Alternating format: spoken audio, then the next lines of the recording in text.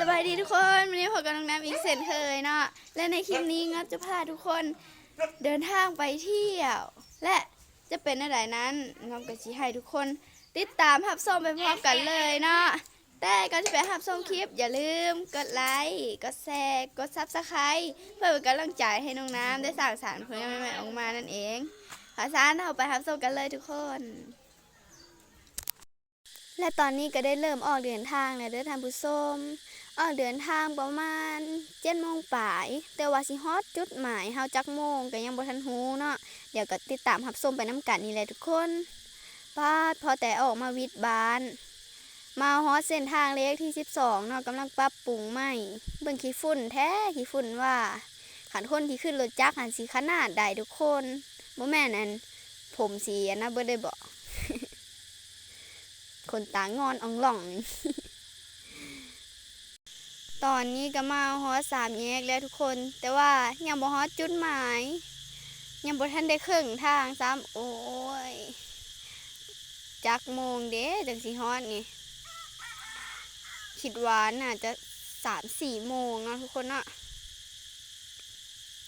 ทุกคนพอจะเดาออกบ่ว่าน้องน้ำไปไส เดี๋ยวไกด์สิฮอดแล้วน้ำจึงมาบอกทุกคนเนาะว่าน้ำสิพาทุกคนไปใสพอแต่ว่าอยากก็มาฮอด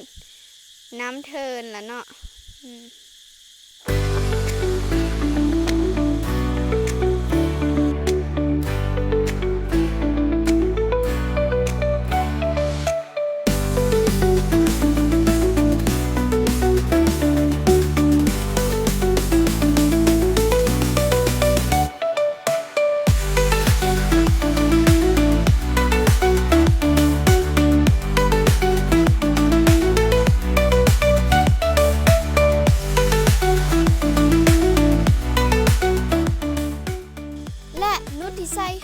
ใส่ที่สุดในที่สุดก็ฮอดเวียงจันทน์แล้วทุกคนกว่าสิมาฮอดใช้เวลาไปโดนแห้งออกเดินทางตั้งแต่7 โมงจนตอนนี้ก็3 โมงแล้วเนาะท่านผู้ชมปอโถอันนี้แม่นวงเวียนไม่หยังน้องกับบ่ฮู้คือกันเด้อทุกคนขอโทษขออภัยหลายๆถ้าไปฮู้ก็คอมเมนต์บอกน้องน้ำแน่และในมื้อนี้น้องน้ำก็สิพาทุกคนไปเลาะลิ้นพร้อมแต่ก็บ่ได้ไปหลายบ่อนดอกทุกคนเพราะว่าบ่มีเวลาหลายเนาะเพราะว่าที่ขึ้นมาเวียงกับมาเวียบ่ได้มาเลาะลิ้นเด้อทุกคนและน้องน้ำจะพาทุกคนไปเลาะอยู่ไสมาเบิ่งน้ำกันทุกคน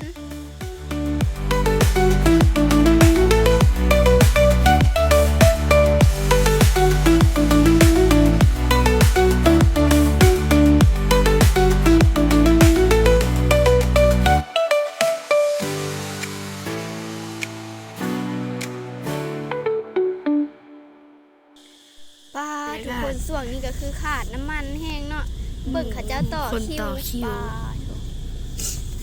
เมื่อมือนี่สิได้พอคนอยู่บ่ทุกคนรถจักรเพียบและตอนนี้ก็มาฮอดแหล่งท่องเที่ยวแล้วเนาะทุกคนแต่ตอนนี้น้ำอยู่ที่ธาตุหลวงนั่นเองได้ท่านผู้ชมแต่วันนี้เราจะพาทุกคนมาเลาะอยู่ธาตุหลวงจะเป็นอะไรเขาติดตามรับชมไปพร้อมกันเลยนะไปกันเลยทุกคน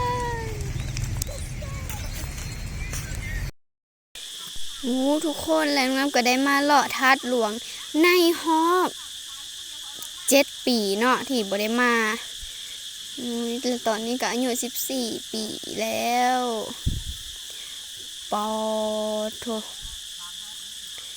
บุญธาตุหลวงมันก็บ่ได้มาเนาะแต่ก็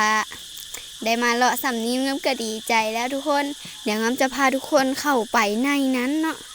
ในอันธาตุหลวงนะทุกคนมาเบิ่งกันว่าเขาเจ้าสีปิดก่อนหรือว่ายังบ่ทันปิดเนาะง้ำก็ยังบ่เคยเข้าจักเทื่อได้ทุกคนในนั้นง้ำก็อยากเข้าอยู่ ปาดเขาเจ้าปลูกดอกไม้นี่คือมันงามคักแท้ทุกคน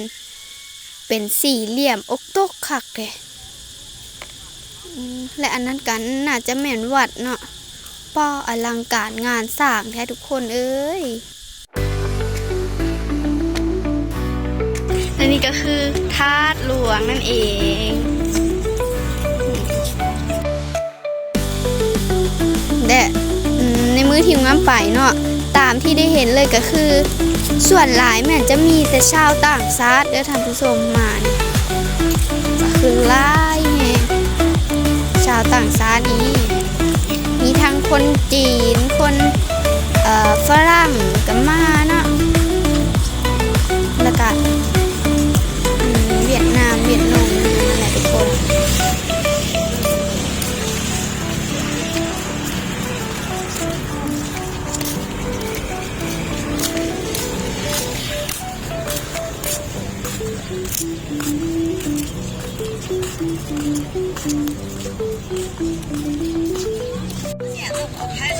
นี่ทุกคนได้มาเห็นไกลๆงามแฮง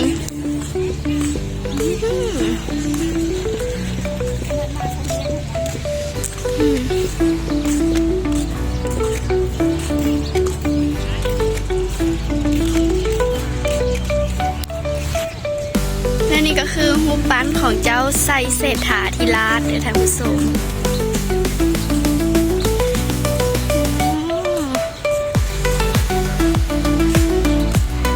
หลวงเวียงจันทร์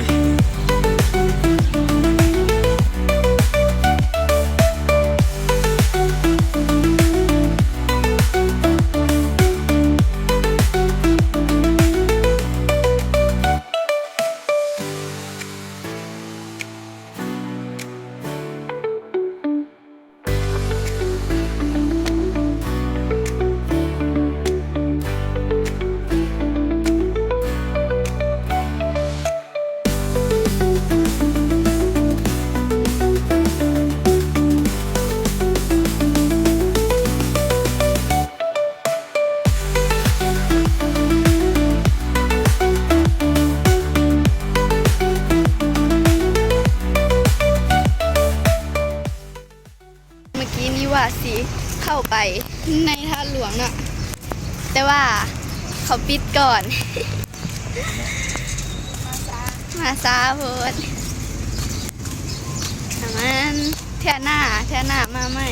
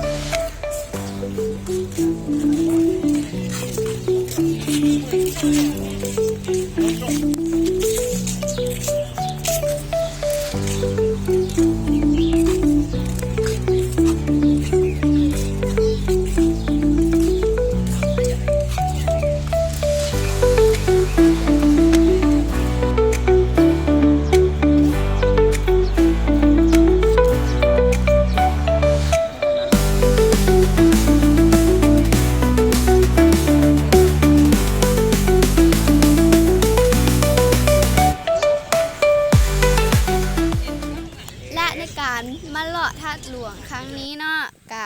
บ่ได้เลาะโดนทุกคนเอ้ยและถ้าพายเบิ่งมาฮอดนี่กะ